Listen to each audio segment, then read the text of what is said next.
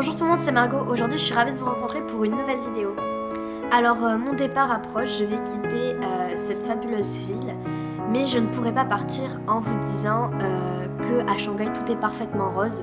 Non, puisque ce développement éclair, il a quand même un prix, il est notamment environnemental. Alors en effet, dans ma vidéo des premières impressions, souvenez-vous, je vous avais parlé d'un nuage qui était tout le temps au-dessus de la ville. Donc il s'agit du smog. Il est là 24 heures sur 24, tous les jours de l'année.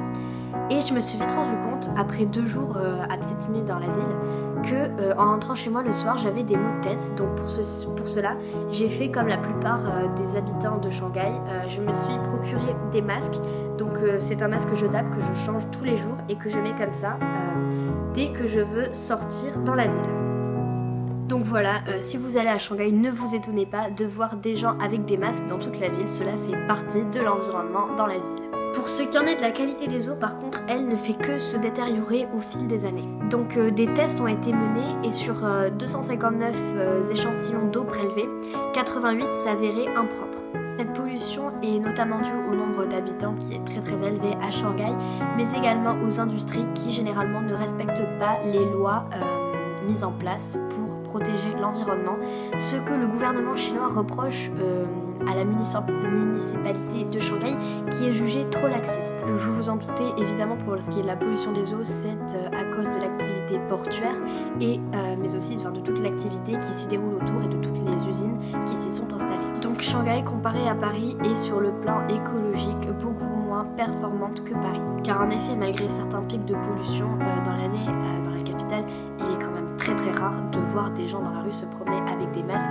Et puis moi-même, je fais la différence. L'air est beaucoup plus respirable à Paris qu'à Shanghai. Car en effet, les mesures prises par la ville de Paris sont plus nombreuses et l'enjeu écologique est pris en compte depuis bien plus longtemps qu'à Shanghai. On retiendra notamment l'une des mesures les plus récentes prises par la mairie de Paris, c'est la réglementation de la circulation au sein de la capitale. Un autre problème dû à cette croissance ultra rapide, c'est le patrimoine culturel de Shanghai. En effet, tous les monuments historiques, le centre historique a quasiment disparu pour laisser place à de grandes tours. Parce que la zone de Pudong, elle, est au centre même de la ville et a recouvert la quasi-totalité de la ville, comme je vous l'avais dit dans une vidéo précédente. Justement, Paris, elle a su conserver cette forte identité culturelle et historique. Ce qu'il en reste à Shanghai, c'est le quartier de Puxi. Donc je m'y suis promenée un petit peu, c'est très joli. Parce qu'il y a tous les petits commerçants shanghaïens qui essayent évidemment, vu que je suis étrangère, de me vendre à des prix fous tout un tas de bibelots. Donc Puxi, on va dire que c'est un petit peu le quartier le plus épargné, c'est celui qui concentre les principales activités culturelles, presque tous les commerces, et c'est là où vivent 35% des Shanghaïens. La dernière fois, c'était assez drôle puisque je me promenais dans ce quartier et je suis tombée sur un temple au milieu d'immeubles, puisque oui, quand même, ça a été construit, mais ça a été un petit peu plus épargné qu'à Pudong, puisque ce sont des immeubles beaucoup moins hauts et donc moins imposants que ce que l'on peut trouver de l'autre côté de la rive.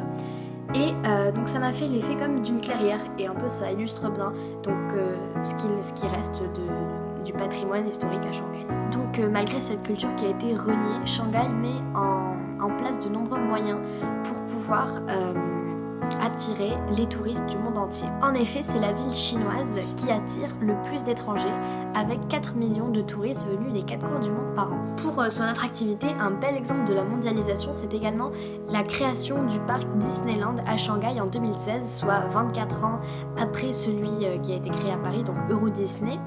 Et c'est le 6e parc qui a été ouvert dans le monde et c'est le 2e en Chine. En 2010 également, il y a eu l'exposition universelle à Shanghai. Donc pour cette exposition universelle, Shanghai a investi près de 43,5 milliards d'euros, ce qui a porté ses fruits puisqu'elle a reconnu un très grand succès avec 73,5 millions de visiteurs et près de 190 exposants sur 523 hectares, ce qui est la plus grande exposition universelle jamais enregistrée. Paris, elle était donc ex-candidate jusqu'à très peu à l'exposition universelle de 2025 et elle comptait déjà à son actif 5 expositions universelles, la dernière ayant eu lieu il y a assez longtemps puisque c'était en 1900. Shanghai, elle, c'était la première fois qu'elle accueillait une exposition universelle, la première fois en Chine également, et c'est aussi la première fois qu'un pays en voie de développement accueillait une exposition universelle. Mais Shanghai continue d'avancer aujourd'hui en essayant de prendre compte de ces problèmes environnementaux et culturels, notamment pour favoriser le tourisme qui était jusque-là un secteur assez négligé à Shanghai, pour justement effacer cette image que nous, étrangers, on aurait sur Shanghai de la ville poubelle un peu, d'une ville très industrielle qui ne laisserait pas de place à la culture. C'est aujourd'hui l'image qu'elle essaye de casser, notamment avec la nouvelle qui vient de tomber, on l'a appris récemment, un centre Pompidou est prévu pour 2019. On l'a su à la suite du passage d'Emmanuel Macron en début 2018, il y a quelques semaines, à Pékin. Donc c'est tout pour cette vidéo, j'espère qu'elle vous aura plu et on se retrouve très bientôt.